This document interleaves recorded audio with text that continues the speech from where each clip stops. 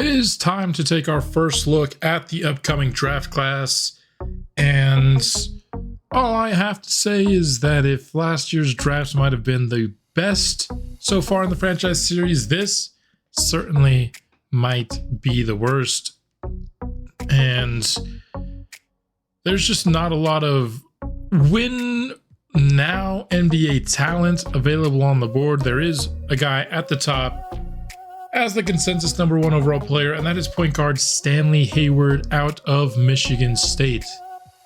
He is definitely a bucket getter on the offensive end. He is very aggressive in terms of seeking for his shot and very capable of finding good shots, able to take people off the dribble with ease. He's also a very good athlete, excellent athlete who can play some defense, high IQ player, just an all-around really good point guard prospect. He's a little bit more of a downhill threat right now than a shooter, but certainly has good enough shooting that you project him to be a very high-end shooter at some point fairly early on in his NBA career. He will start off with 6 badges and be 19 years old. Not a lot to poke holes in the game of Stanley Hayward. I will say in the half that I watched him, not going to be much of a passer, definitely going to be more of a score first point guard. Honestly, very similarly to a guy like Albert Ellis, who the Blizzard drafted earlier on in this series, but a really nice array of badges here, including Dimer already, handles for days posterizer. Really fun badges for a point guard to have, and it's definitely him alone at the top in this class. If you are talking consensus rankings here, the next highest player in consensus, now I only have clips right now for the #1 player in this class, so that's all I can show. Been focused on other things so far throughout this season, but Keljin Mogbo here is 6'5", 206 pounds, 72 overall. Yeah, that's the second consensus guy, and it's definitely not a consensus. The only guy whose consensus is Stanley Hayward, but the next highest guy on the consensus board would be Keljin Mogbo here, who is a perimeter defender and a playmaker, who's a good athlete with high potential. He can score on the inside a little bit, and just a little bit more of a project offensively. He will start with 2 badges. He does show a Hall of Fame ceiling, but a little bit more of a journey to get there. Just as a point of reference, Stanley Hayward has an All-NBA ceiling on him. The next guy here in consensus is Conrad Dennis. He is a 6'7", 19-year-old wing here. It says out of Georgia. I wouldn't pay attention to the colleges. He might stick with Georgia, but I usually don't change the colleges until I generate clips of guys, so these colleges might change, but he's definitely more of kind of a jack-of-all-trades guy with upside, B+ physicals, A potential. That's what you're really betting on here. He does have B- mid-range, but then everything else is in the C's. He doesn't have anything below a C, no C minuses, but doesn't have anything skills-wise above a B- either. So jack of all trades. He does have the LeBron James Hall of Fame upside here, which is obviously extremely intriguing on a guy like this. He starts with 0 badges. If you're talking about consensus, the next guy up on the board is Dwayne Forbes, 18 years old, 6'10", 234-pound power forward with the pogo stick badge. He has All-NBA upside at his highest, and skills-wise, rebounding, interior defense, definitely more of a defensive prospect at the time he will be drafted, but the offensive game could certainly develop for him. And that's kind of what the top of this draft looks like. Other than Stanley Hayward, who starts at 78 overall with 6 badges, you You're really looking for projects here, but there is certainly a lot in the way of upside. So for teams at the top of this draft that are starting new rebuilds, this is going to be a better draft for that type of team than somebody who's looking for a piece that can come and help them next season. That I just think is tough to get outside of Stanley Hayward. There are a couple of point guards here. I know Seattle's in the market for a point guard in specific who have intriguing skill sets like a Conrad Tiggs, but they are just a very small point guard class. 6'1", 6'1". You do have a 6'5" guy here, but he cannot shoot. You have 6 foot nothing here, but a pretty intriguing skill set. Mo Hendricks, 6'2". So yeah, there's out of the top 8 point guards, there's 2 that are above 6'2". So that's the difficulty that comes with this class, but there is, like I said, plenty in the way of upside. Andrea Continella is probably the next guy on the consensus board that we didn't talk about. He's probably 5th or 6th in consensus. Skinny center, but he can play some interior defense and he can shoot. So he's got that going for him. Excuse my throat. But yeah, if you're looking at the potentials here, a bunch of A's on the board. It's just not a lot of day one skill sets to be had in this class after the #1 player in it. That's all I've got here for this draft first look portion of the episode. Let's hop into some gameplay. Today's gameplay, we'll be taking a look at the Atlanta Hawks as Saramago makes a statement to start this game. Mainly to get a look at Esteban Gonzalez, the 7'5" center that was a fan favorite the year that we took Albert Ellis at the top of the class. He gets going there with a layup. He's easily able to get over the hand of the defense. Worth noting for this game that we were also without Albert Ellis, down for a couple weeks with injuries, so we get to see what this team is like without our point guard on the floor. Rodman matched up against Gonzalez there. That's an easy basket, and early on, Atlanta takes the lead. Inside for Saramago, who finishes through some traffic. Rodman. He'll pull up from the corner and splash home a 3, if you can't tell by now, just because of the time we spent on the draft earlier on in the episode. We'll be going through just the makes of this Vancouver-Atlanta game.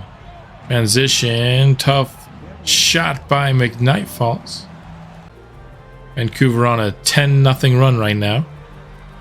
Rizichet inside to Gonzalez, who scores over the top of Victor Jackson. That length already showing up in Gonzalez being able to finish a lot of these baskets that would be tougher for other centers. Rizichet, nice lefty finish there.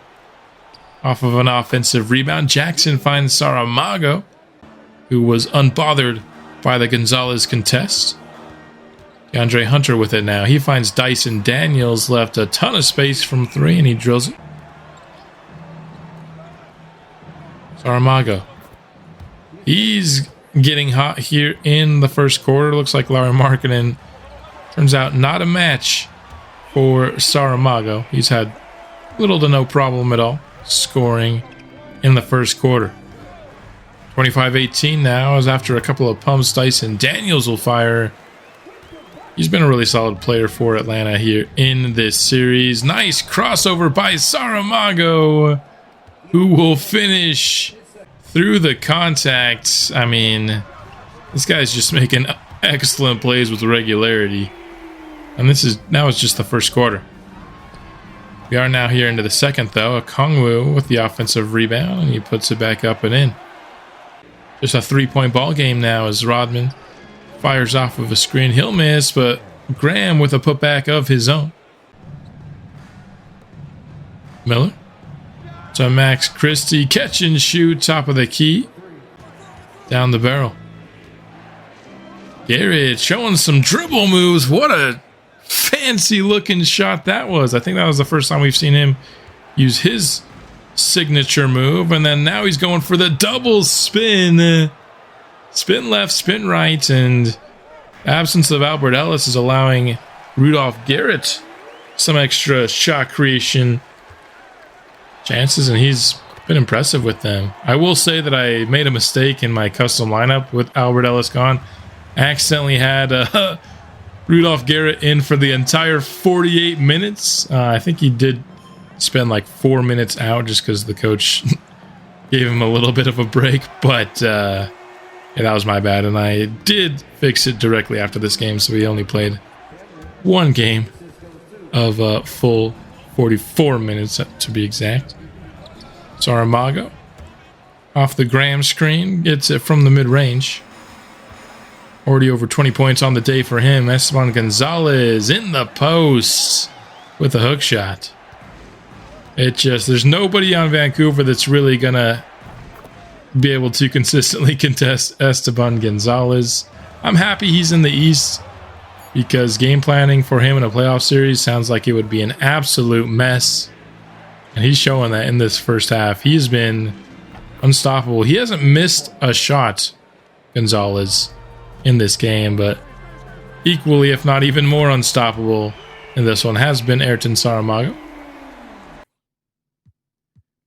Into the halftime break here, Gonzalez 15 points, 7 of 7 from the field. Dyson Daniels hasn't been doing too well, just 2 of 13 in this one, unfortunately, for the Hawks. 28 points on the board already for Saramago. He is the lone man in double figures at the break for the Blizzard. And Rudolph Garrett with 8 points is in second place. Nice transition slam by Michael Graham. One of his biggest downsides is that he wasn't a particularly great athlete, but he looked pretty good on that drive there. Dyson Daniels looking to get things going in the second half, and he gets an and one. One up from the mid-range again, and Saramago already has 30 points. Trying to get some more here off the Graham feed, and he does with the two-handed flush.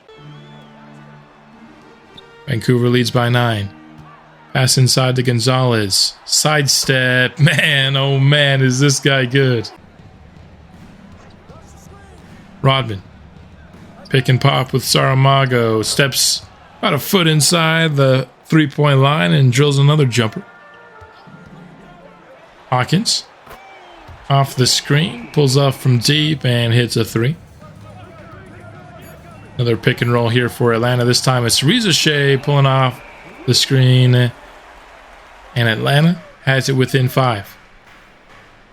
Mago just takes Larry Markkinen off the dribble. I mean, Larry had no chance. The explosiveness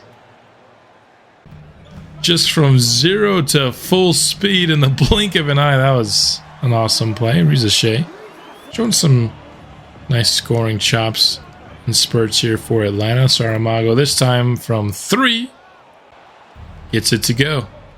In transition, back to Mago. Free throw line or elbow for Mago on that jumper. Gonzalez has McKnight on him in the post, and he instantly takes advantage. Look at the N1. Mago driving on Larry Markkinen and missed that. Lost his on fire ring for approximately a second. This time he's driving on Rizachet, and when this guy wants to get to the rim, he just does. He already has 47 points in this game.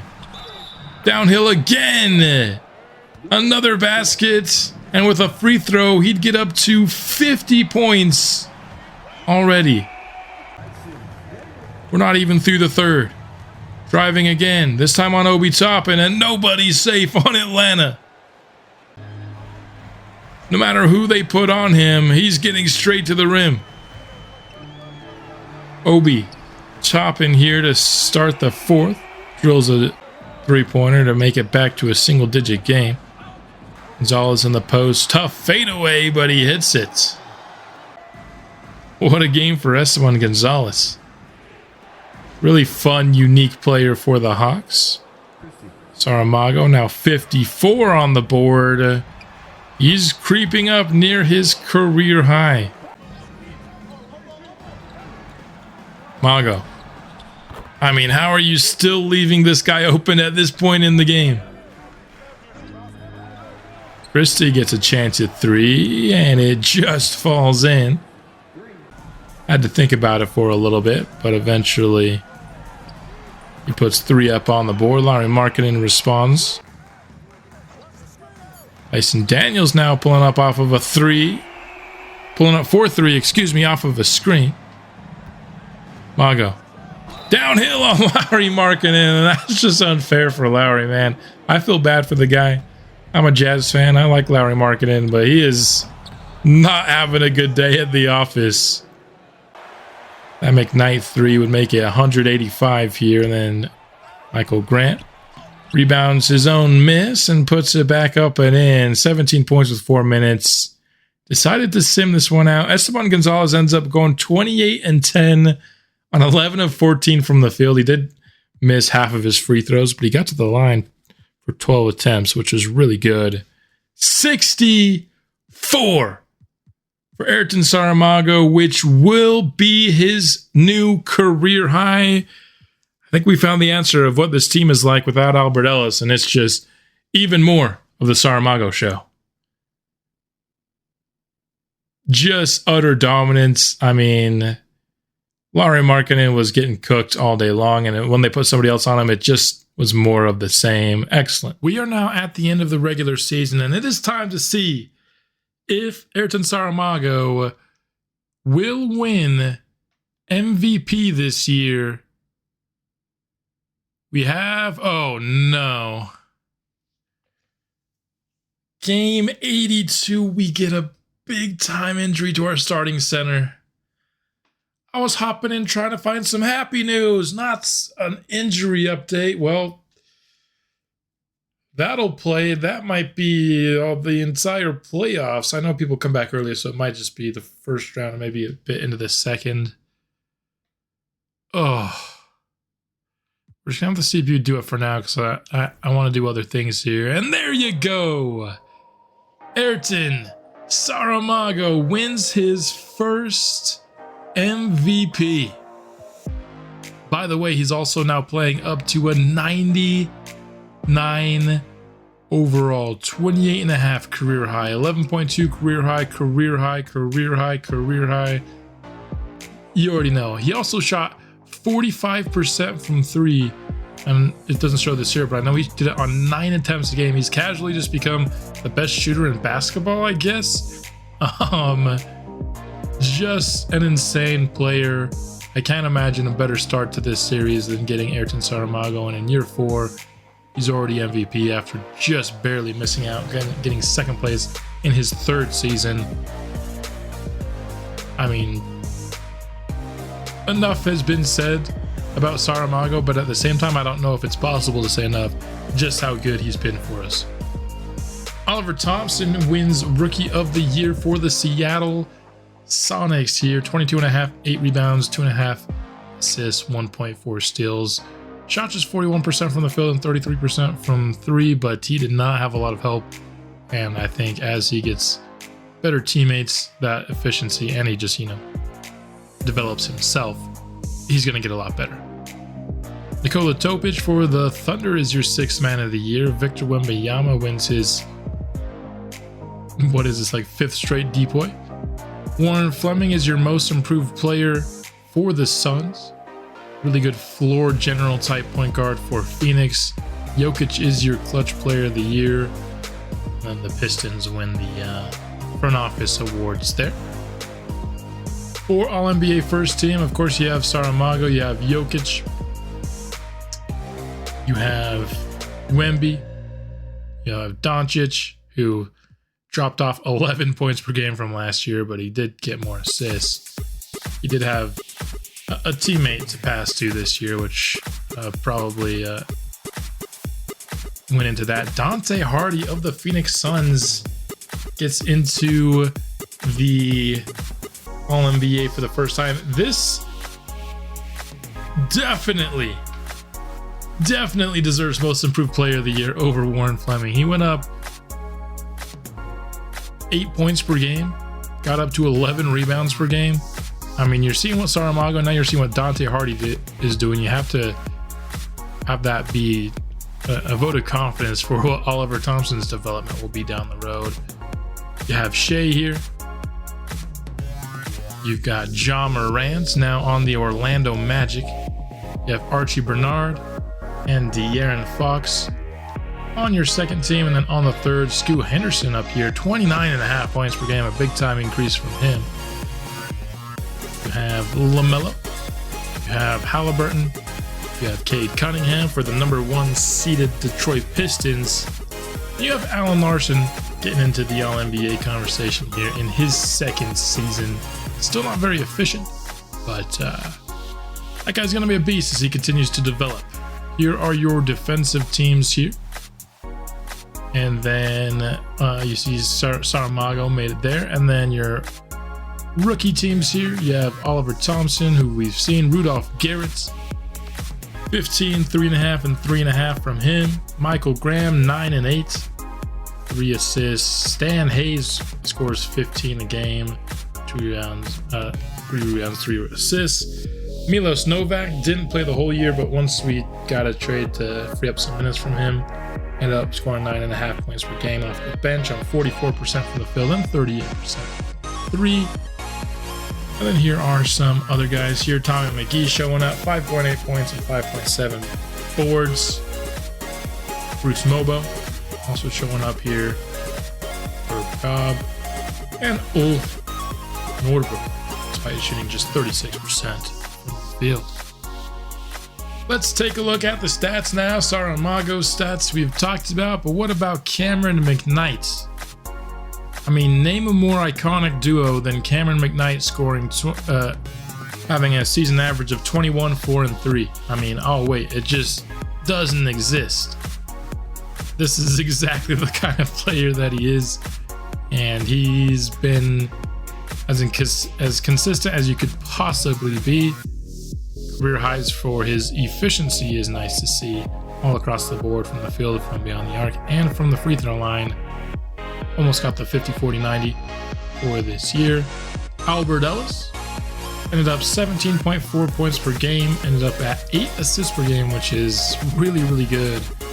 And he was by far his most efficient from deep, from 37% to 42 this year, and just under 50%. He was even closer to the 50-40-90 than McKnight was.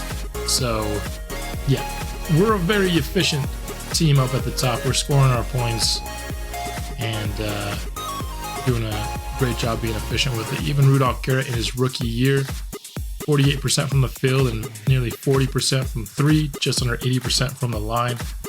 He was everything I was hoping he would be and more. Max Christie, I think, had a really nice year for us coming off the bench. I think he thrived in that role for this third consecutive year. He's over 45% from the field and 40% from deep, over 80% from the line. I don't know why there has been push to trade this guy. He also gives us 4 assists per game. I think he fits perfectly into what I want from an off the bench wing, somebody that could just play make a bit, could shoot. His defense isn't amazing, if that's what you want to say. Other than that, I've been getting a lot of requests to trade this guy, and I just don't see why we do it. Even his defense isn't bad at B+. I mean, I'm a fan of Max Christie, and until further notice, he's sticking with the squad. Clayton Rodman here. Let's go back to the stats, compare it to his rookie season, and did increase his scoring a little bit, increase his assists a little bit, but honestly, this is pretty similar stuff. He's just added an extra 3% efficiency to both his from the field and from the 3 markers. We'll see what he can do in the playoffs. He didn't have a full-time role for us in the playoffs last year. He will this year. He wasn't particularly impressive when we did have to play him last year, so hoping for better things. Michael Graham, who we will be without to start this playoff run. 9 points, 8 boards, 3 assists for us. Leonard Miller, who is a little bit banged up but should be able to play. 48% from the field and 39% from deep in 20 minutes per game, which was his career high with us. And just a really solid bench player. Shout out to the comment section. I know I've said it before, but this guy was on his way out and he's turned into a pretty solid player for us. Andre Hardy didn't play for us a ton in the regular season, but he's gonna have to play in the playoffs. Victor Jackson went down a bit. What was his minutes like? So his minutes went up, but his points went down. His efficiency went down. Not a great year from him. Coming off of a playoffs where he also really struggled. I think that opens the door. Do we even start Andre Hardy over Victor Jackson in the starting lineup? I think that's tough. I view them both honestly kind of similarly, where it's a backup center, sure. He's got B rebounding. He's got C plus interior defense, B minus 3-point shooting. Hardy, same rebounding. Hardy's a better interior defender and a better shooter. Jackson's better on the inside, but I honestly think we might even start Andre Hardy, which is kind of wild. Just give me better defense and shooting out of my center spot. We're not going to ask much of him, but if he can hit a catch and shoot jumper at a little bit better efficiency, he can bend on the perimeter a little bit better. I mean, on the interior, they're the same on the perimeter. I don't know, it's pretty close. They're very similar players, but I mean, Victor Jackson does have a lot of badges, so that goes in his favor compared to Hardy's just one. So you'll have to let me know what you think. Although probably will have already started recording the first playoff series by the time this goes out, just because it takes forever for me to do a playoff episode. There you have the individual stats for us. Where did we end up on the team stats for the season? Number 1 in scoring by 5 points per game. We were just dominant on the offensive side of the court. We did end up with the 6th worst defense, though, which is fairly surprising. I think we have some strong defenders on our team. It's just we also do have some weak spots that are exploitable. Our point guards are pretty small, so I feel like it's easy to take them compared to maybe what you want to be. We had the 3rd best differential, even having one of the worst defenses. Our offense was just that good.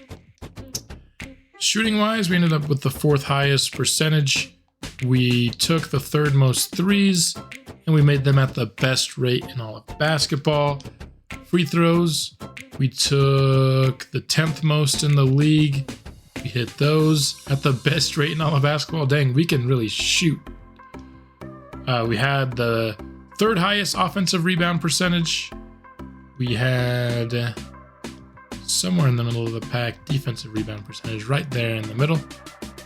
Assists per game, number 1 in basketball. Steals, I know we were right at the top earlier. We ended up being 16th there. Blocks, we are 15th. Second chance points, not really something this confuses me. We had the 3rd highest offensive rebound rate, but only the 4th.